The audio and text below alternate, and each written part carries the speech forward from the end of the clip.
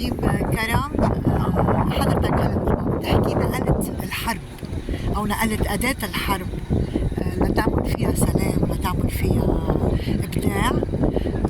شو كان القصد منها؟ هلا اكيد ما بدي انقل الحرب. أداة بدي انقل، بدي احول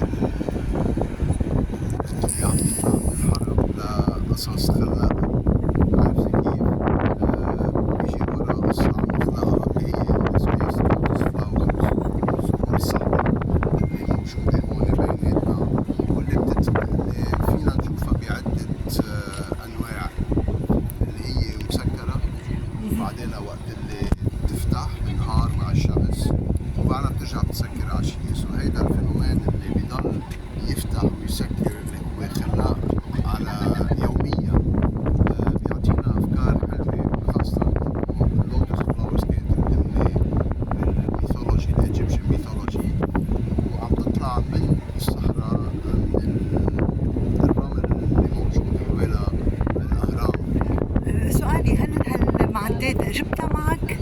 شحنتها معك أم قدرت استخدمتها من هون؟ ابتكرتها من هلا هون جبتها؟ جبتها معي لانه في الحديد اللي استعملناه وحديد جاي من الدمار اللي صار ببيروت واللي حولناه هون لشي خلاق، خاصة بوجود الاهرامات تبعك.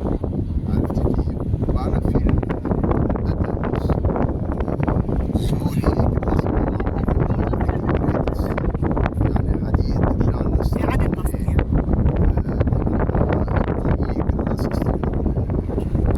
وبعد مصر وين رحتي؟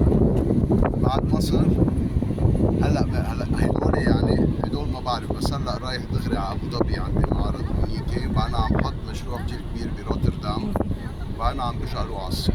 ليش ما بتتركهم بمصر ليبقوا يا ريت للناس؟ بيضلوا بمصر تنشوف. هلا المعرض 3 جماع، لا، يبقوا على طول ضمن يعني شو بدي اقول لك، بدك تساعديني لحتى اخليهم هون.